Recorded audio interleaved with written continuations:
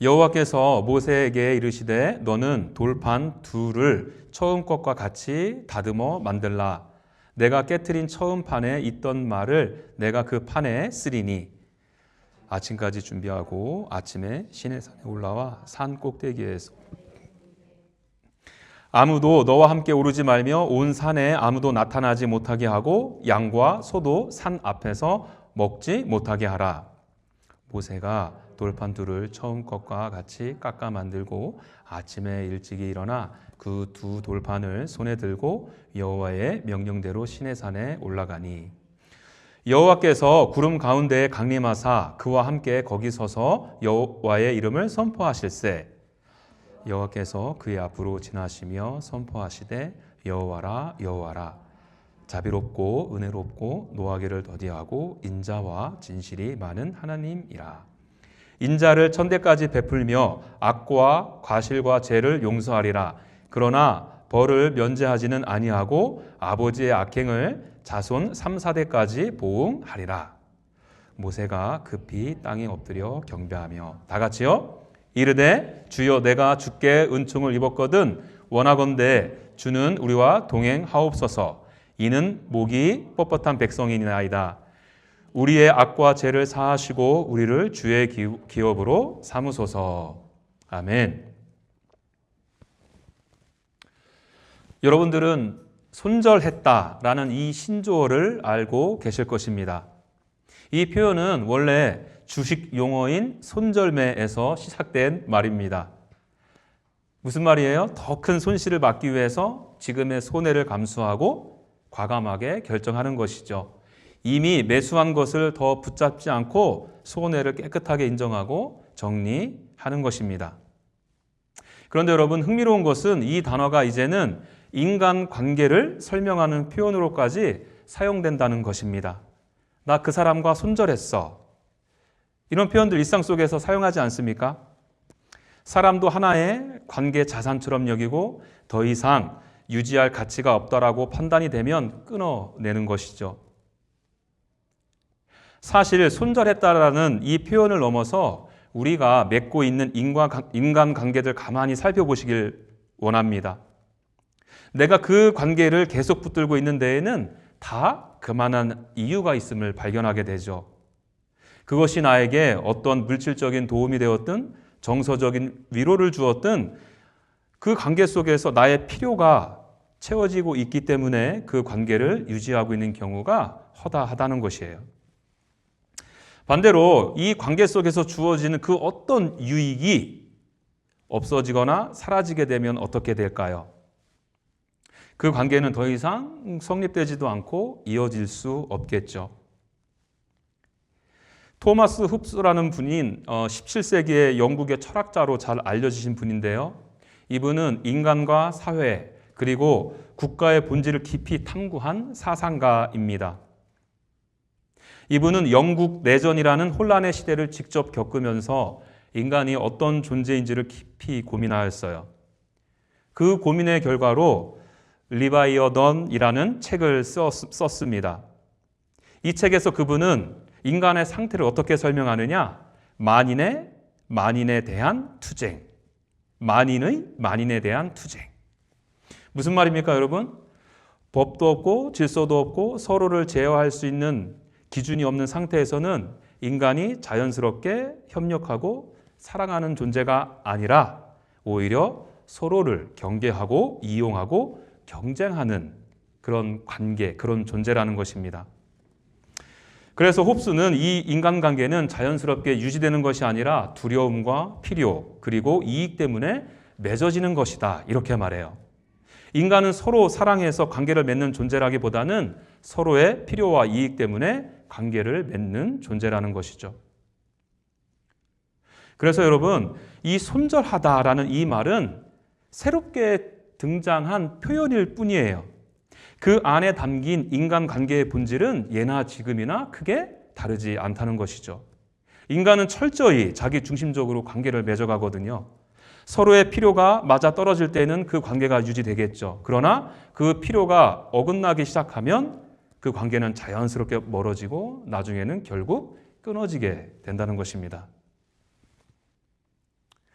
그럼에도 여러분, 이렇게 이 깨어진 관계 쉽게 회복될 수 있을까요? 쉽지 않죠. 예를 들어서 설령 이전과 같은 조건과 이익이 나에게 주어진다 하더라도 그 깨어진 관계가 이전처럼 회복되는 일은 결코 쉽지 않습니다. 왜 그렇겠어요? 여러분, 우리의 마음이 그렇게 단순한 구조로 짜여져 있지 않기 때문에 그렇죠. 여러분, 아무리 우리의 관계가 유익 때문에 시작되었다 하지만 최소한의 신뢰가 전제되었기 때문에 시작할 수 있는 것 아니었겠습니까? 그리고 그 관계가 이어져 가는 동안 어떤 경우에는 신뢰가 무너지기도 하지만 더 쌓이기도 하고요. 서로의 지정의를 가지고 이렇게 신뢰관계를 쌓아오다가 그것이 무너지게 되면 어떻게 되겠어요? 아픔이 되고 상처가 깊게 남겨지게 되는 것입니다. 그렇기 때문에 무너진 인간관계에서 다시 시작하자. 이 말이 우리의 가운데 낯설게 느껴지는지도 모르겠습니다. 저의 개인적인 생각일 수도 있겠습니다. 나이가 들수록 더 그렇지 않습니까? 어리고 젊었을 때는 관계도 쉽게 맺고 또 반대로 쉽게 깨지기도 하지만 또 금세 회복되기도 하죠. 그런데 성년이 되면 어떻게 돼요? 새로운 관계도 맺는 것 자체도 쉽지 않지만 한번 깨어진 관계를 다시 회복한다는 것은 여간 어려운 일이 아니라는 거예요. 어쩌면 시간이 지나면 지날수록 우리의 생각과 기준이 더 굳어지기 때문일 것입니다. 나 중심적인 판단이 더 분명해지고 타인을 받아들이기보다 판단하고 거리를 두려는 마음이 더 커지기 때문일 것이에요. 그런데 여러분, 우리가 함께 살펴보고자 하는 오늘 본문을 보십시오. 여러분들이 갖고 계신 성경 그 1절 위를 보세요. 제목이 이렇게 붙어 있습니다. 두 번째 돌판. 저는 개인적으로 이 제목 안에서 이미 큰 은혜를 받았어요. 이 두 번째 돌판이라는 표현은 우리로 하여금 자연스럽게 첫 번째 돌판의 실패를 떠올리게 하지 않습니까? 그 내용을 우리가 이미 여러 차례 살펴보았어요. 이스라엘 백성은 목이 곧은 백성으로서 금송아지를 만드는 죄를 범했죠. 하나님을 버린 것은 아니라고 말할 수 있을지 모르지만 하나님을 자기 방식대로 바꾸어 버렸습니다. 이것은 단순한 실수가 아니라 하나님과 이스라엘 백성 가운데 있었던 신뢰의 붕괴이자 관계의 파괴이죠. 여러분, 저는 좀 전에 인간관계에 있어서 이 조건적인 관계에서도 신뢰가 무너지게 되면 깊은 상처가 남는다 말씀을 드렸습니다. 그렇다면 무조건적인 사랑으로 시작된 관계가 깨어졌다면 어떻겠습니까? 이것을 고스란히 가져오셔야 할 하나님의 마음은 어떠하셨겠냐는 거예요. 인간적인 관점에서 보면 여기까지다 하시고 손절을 선언하셔도 전혀 이상하지 않은 상황인 것이죠. 그런데 하나님은 그렇게 하지 않으신다는 거예요. 두 번째 돌판이 그걸 말해주고 있는 것입니다. 얘들아, 다시 시작하자. 관계가 끝나야 할 자리에서 다시 시작하시는 분이 우리 하나님이십니다. 이제 이런 하나님의 마음이 오늘 본문에서 어떻게 더 구체적으로 드러나는지 한번 살펴보겠습니다. 오늘 본문의 흐름은 우리가 익히 잘 알고 있는 내용입니다. 하나님께서 모세를 다시 시내산으로 부르세요. 그리고는 다시 언약을 맺자. 언약 관계로 관계를 다시 재정립하는 모습이 오늘 본문에서 드러나고 있습니다. 그런데 이 언약을 새 관계로 회복하기 위해서 모세가 준비할 것이 있었는데 그것이 무엇이었습니까? 바로 두 돌판. 1절을 보시겠습니까? 너는 돌판 둘을 처음 것 같이 다듬어 만들라. 이렇게 하나님께서는 모세에게 두 돌판을 준비하라고 말씀하셨어요. 여기서 질문이요. 여러분, 하나님께서는 왜 이 두 돌판을 준비하게 하셨을까요? 단순히 이 십계명을 쓰시기 위해서 한 장으로는 부족해서였을까요? 그래서 그런지 어떤 분들은 여러분 한 돌판에는 1계명부터 4계명까지 다른 돌판에는 5계명부터 10계명까지 나누어서 기록하기 위해서 2개의 돌판을 준비해라고 그렇게 생각하시는 분들도 있습니다. 하나님과의 관계, 사람과의 관계를 구분하기 위한 것이라 보는 것이죠. 물론 의미 있는 해석이라고 생각은 할 수 있겠습니다. 그러나 성경은 그 부분을 분명하게 말해주고 있지 않습니다.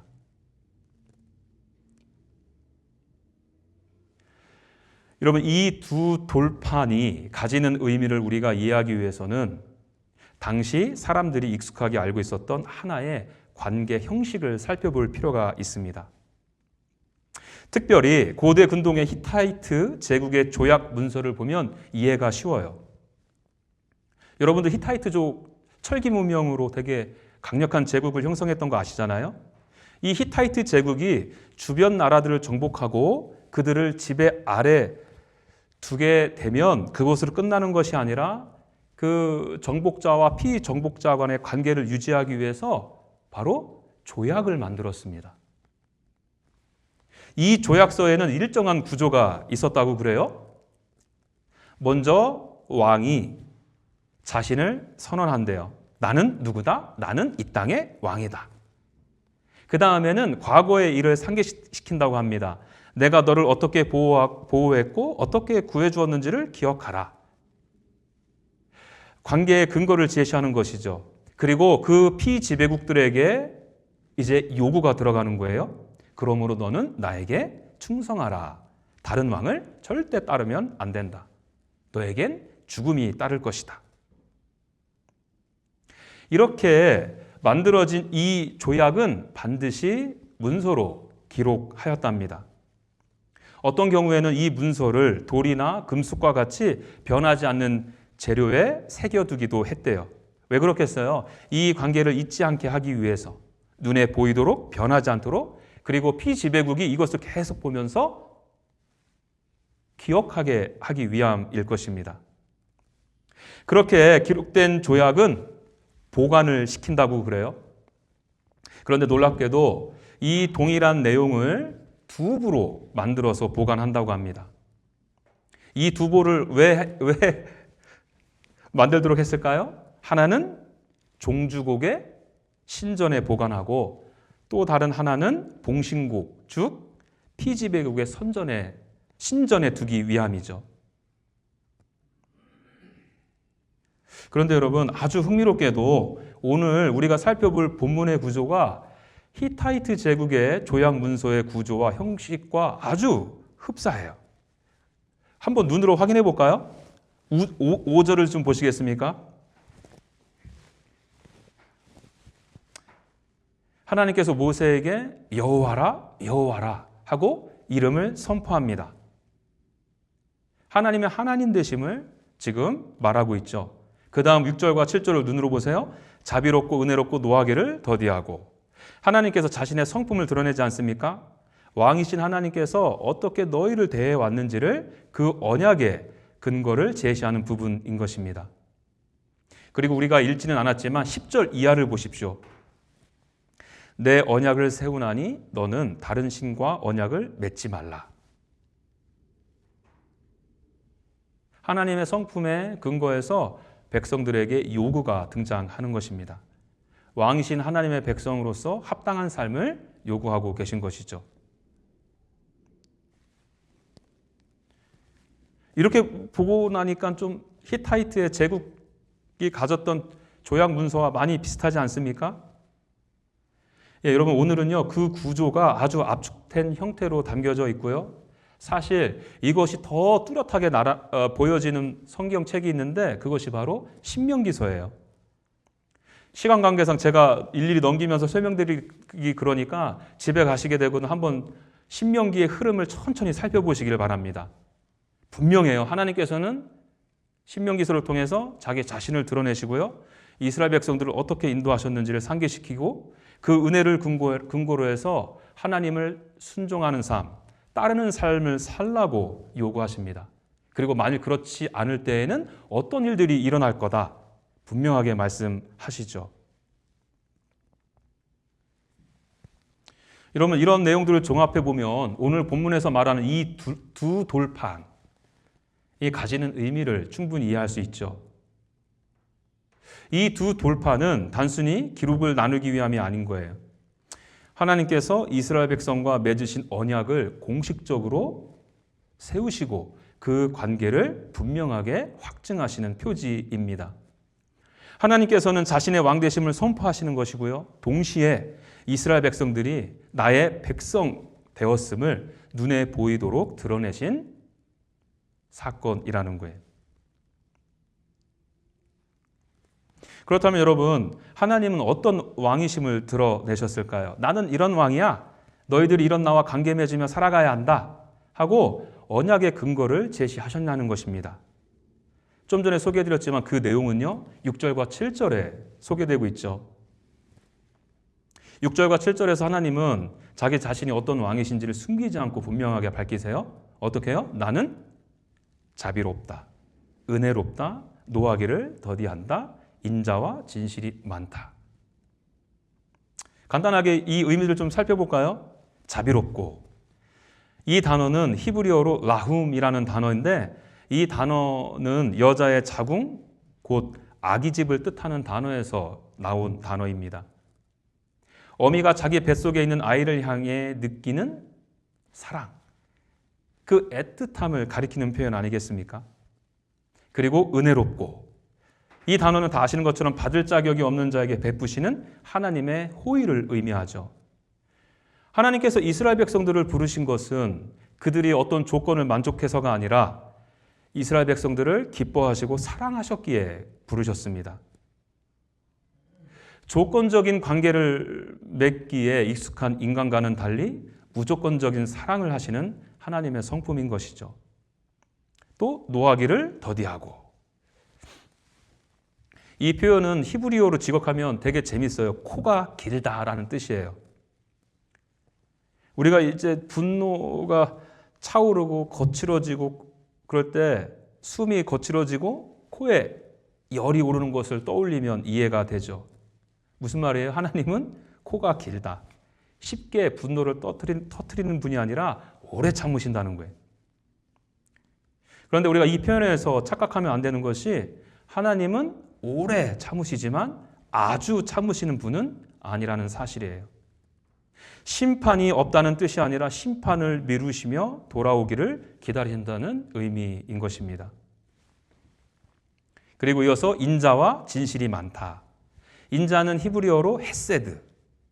여러분, 이 단어는 주로 하나님의 언약에 근거한 사랑을 나타낼 때 사용되는 단어예요.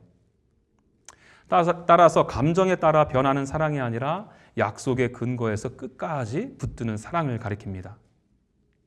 그리고 진실은 에메트, 변하지 않는 신실함을 의미하죠. 이스라엘 백성들을 향하신 하나님의 사랑은 그들과 같지 않게 상황이 바뀌어도 또 시간이 지나도 결코 변하지 않으신다는 거예요.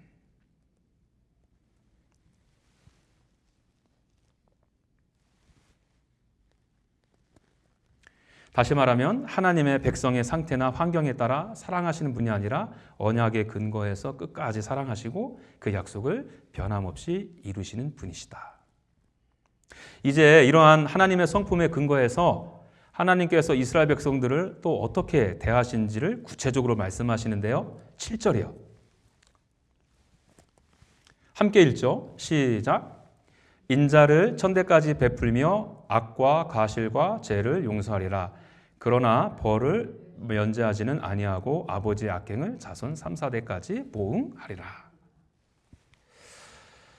여러분, 우리는 이 말씀을 읽을 때 아버지의 악행을 자손 3, 4대까지 보응한다. 이 부분에 불필요하게 집중하거나 이 부분을 잘못 이해하는 경우가 있습니다. 이 말씀을 문자 그대로 받아서 아버지가 죄를 지으면 자녀와 다음 세대까지 자동으로 그 죄로 인해 죄인이 되어 심판을 받는다 생각하는 것입니다. 그래서 여러분, 시중에 가문에 흐르는 저주를 끊어야 한다라는 식의 책들이 얼마나 많은지 몰라요. 여러분, 성경은 그렇게 말하지 않습니다.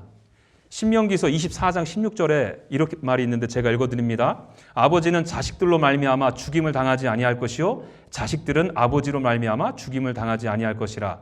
잘 들으세요. 각 사람은 자기 죄로 말미암아 죽임을 당할 것이니라.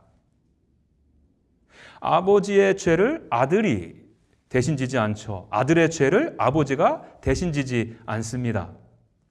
심판은 철저히 각 사람이 하나님 앞에 서는 관계 속에서 이루어진다는 거예요. 그렇다면 여기서 쓰인 이 3, 4대까지 보응한다. 이 표현은 무엇을 의미하는 것일까요? 죄가 실제 삶 속에서 어떠한 영향을 미치는지를 보여주는 표현이에요. 당시에는 여러 세대가 한 집안에서 함께 살아가며 같은 삶의 방식과 가치관을 공유했어요. 일반적으로 할아버지, 아버지, 손주 이렇게 세 세대가 살았다고 합니다. 한번 생각해 보시죠. 그 집안의 가장이 하나님을 왕으로 인정하지 않고 스스로 왕이 되어 살아간다면 그 삶이 다음 세대에 영향을 주는 것은 당연하지 않겠어요? 교회는 다니지만 실제 선택과 결정에서는 늘 하나님의 기준을 따릅니다. 하나님을 사랑한다고 말하지만 이웃을 사랑하지 않고 오히려 이용하는 삶을 살아간다면 그 모습이 자연스럽게 그 다음 세대에 영향을 주지 않겠느냐는 거예요. 바로 이 말이에요.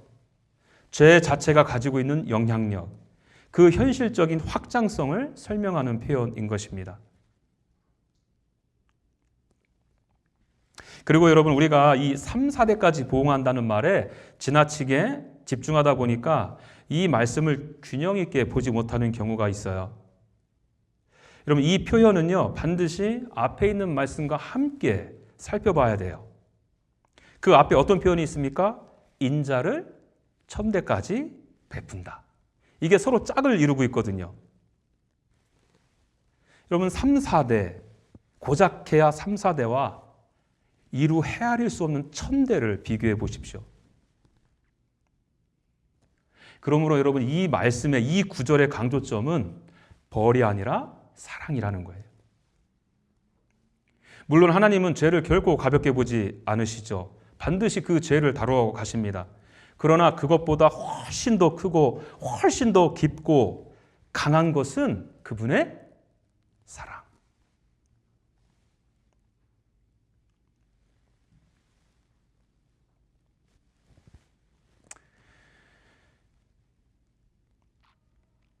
여러분, 이런 왕이 어디 있겠습니까? 이게 지금 자신을 왕이다 선포하시는 하나님의 왕되심의 표현이거든요. 그럼 세상에 이런 왕이 어디 있어요? 자기 자신들이 왕이라고 하는 사람들을 보십시오. 예나 지금이나 한결같지 않습니까? 세상의 왕은 자신의 권위를 세우기 위해 백성들을 두렵게 만들죠. 자신의 영광과 자신의 안정을 위해서 백성들을 이용하거나 소모품으로 만들어버립니다. 그래서 그 관계는요, 늘 조건적이에요. 명령을 어기면 벌을 내리고 충성하지 않으면 관계를 끊어버리죠. 백성의 실패를 용납하지 않습니다. 한번 등을 돌리면 다신 기회가 주어지지 않아요. 여러분, 설마 근데 이게 세상 왕들에게만 적용되는 표현은 아닐 거예요? 내가 나의 왕이 되어 사는 우리들의 모습이기도 하죠. 그런데 하나님은 어떠시다고 그래요? 백성이 실패함에도 불구하고 다시 찾아오셨어요. 관계가 깨어졌음에도 불구하고 다시 그들과 언약을 세우셨습니다. 벌보다 사랑을 크게 더 베푸시고요. 심판보다 은혜를 더 길게 이어가시는 분이십니다. 여러분, 이것이 하나님과 이스라엘 상호간에 쓰여진 이 돌판, 조약서가 갖고 있는 내용입니다. 이런 구조와 형식을 가지고 조약서를 썼으니까 이제 어떻게 해야 되겠어요? 조약서를 보관해야죠. 출애굽기 25장 16절입니다. 내가 너에게 줄 증거판을 궤 속에 둘지며. 증거판을 어디에다가? 궤 속에다. 언약궤, 증거궤 안에다 두라고 합니다. 물론 여기 이 표현에서는 증거판 둘이라고 정확한 표현은 없어요. 그런데 여러분 출애굽기 31장 18절에서는 이런 표현이 있습니다. 하나님께서 증거판 둘을 모세에게 주셨다. 그 주신 두 돌판을 궤속에 두었다. 무슨 말이에요? 히타이트 제국처럼 조약문을 새긴 돌을 이스라엘로 하여금 보관하도록 하신 것이에요. 다만 차이점이 있다면 무엇입니까? 하나님께서는 이 두 돌판을 함께 성전의 지성소, 그것도 언약궤 증거궤 안에 두도록 하셨다는데 그 차이점이 있습니다. 여러분, 이 두 가지를 비교하면서 생각해 보십시오. 히타이트 제국의 조약은 하나는 종주국의 신전에, 또 하나는 피지백국의 신전에 두었어요. 겉으로는 양쪽에 나뉘어져 있는 것처럼 보이지만 실제로 그 약속을 지켜야 하는 쪽은 언제나 어느 쪽이었습니까? 피지배국이요. 왕의 명령을 따르지 않으면 그 결과는 죽음뿐이었다는 거예요. 그런데 하나님은 어떻게 하셨다고요?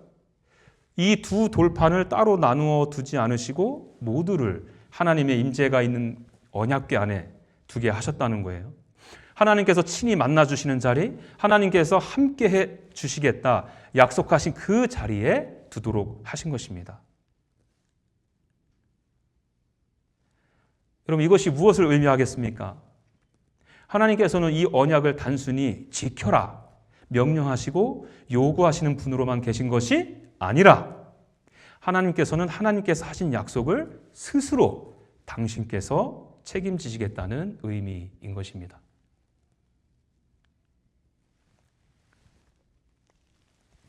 왜 그렇겠어요, 여러분? 이스라엘 백성들은 이 언약을 온전히 지킬 수 있는 존재가 아니기 때문이죠. 두 번째 돌판을 주었다 한들 세 번째, 네 번째, 다섯 번째 돌판을 준다 하더라도 결과는 매한가지 같다는 것입니다. 인간은 언제든지 조건적으로 하나님을 따르려 하고 얼마든지 하나님과의 관계를 무너뜨릴 수 있는 존재이니까요. 이 기준에 따르면 결국 이 언약을 기준으로 한다면 결국 남는 것은 심판과 죽음뿐이라는 거예요.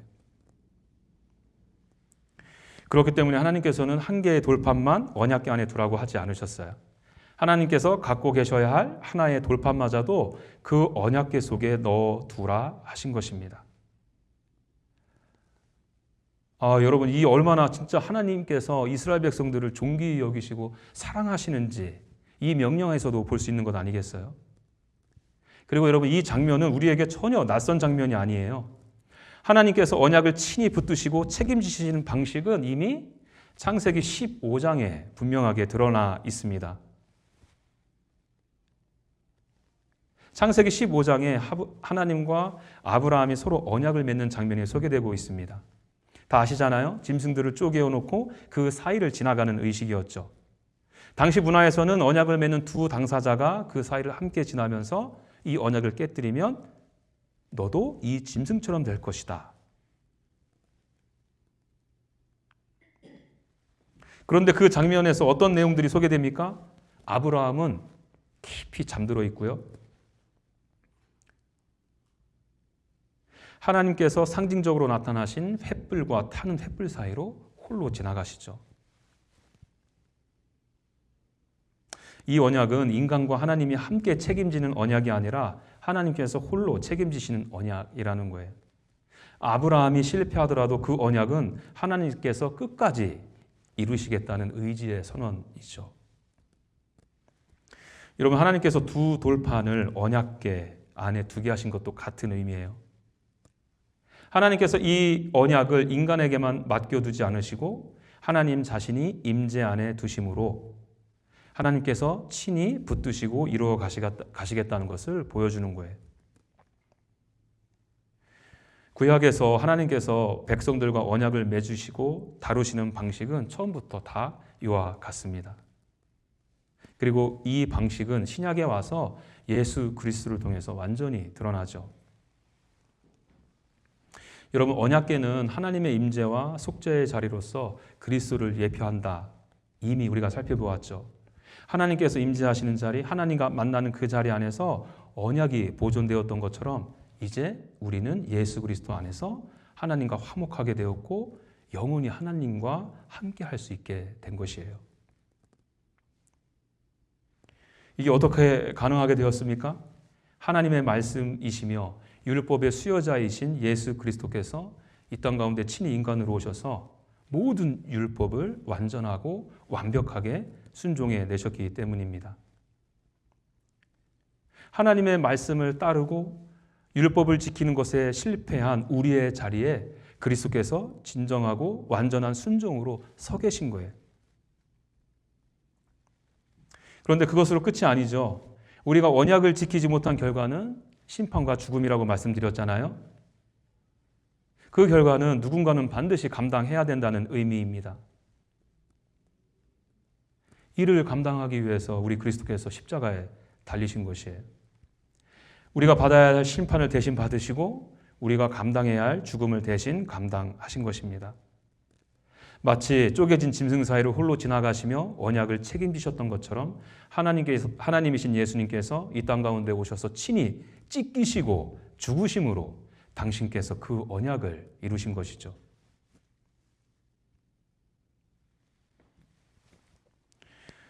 그래서 여러분, 이제 이 언약은 우리의 순종으로 유지되는 관계가 아닌 것이에요.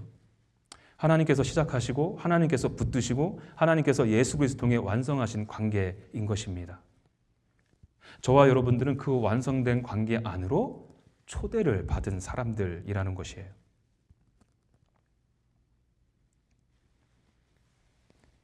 그 초대에, 그 부르심에 대한 반응이 오늘 본문 8절에 나와요. 급히 땅에 엎드려 경배하며. 모세의 이 반응은 두려워서 굽신거리는 모습을 나타내기 위해서 이런 표현을 쓴 것은 아닐 것이에요. 하나님께 잘 보여서 내가 원하는 것을 얻어내기 위함도 아닐 것입니다. 하나님이 어떤 왕이신지를 알았기 때문에 나오는 자연스러운 반응이죠. 자비롭고 은혜로우시며 노하기를 더디하시고 인자와 진실이 많으신 그 하나님께 하는 반응인 것입니다. 그리고 이 경배는 거기서 멈추지 않아요. 어디로 이어지냐? 9절에 주여 원하건대 주는 우리와 동행하소서. 단순히 엎드리는 것으로 끝나는 것이 아니라 하나님과 함께 살아가기를 원한 것이에요. 언약궤 안에 두 돌판이 함께 놓여져 있었던 것처럼 이제 예수 그리스도 안에서 하나님과 함께하는 삶을 갈망하게 되는 것입니다.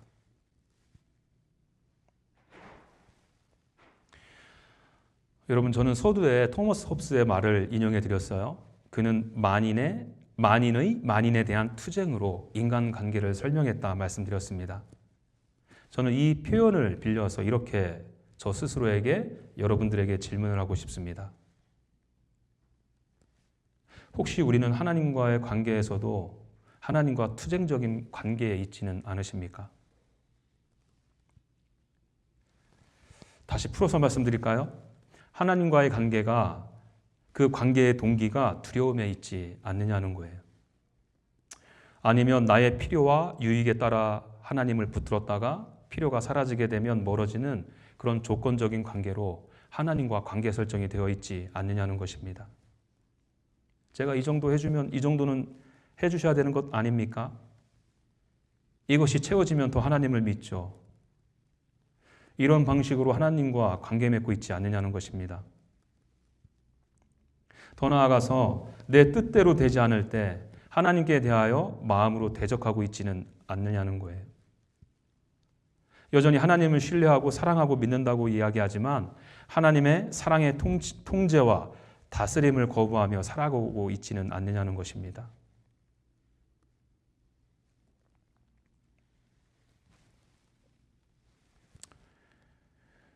그런데 여러분, 우리 하나님께서 이러한 저와 여러분들을 위해서 어떻게 하셨나요?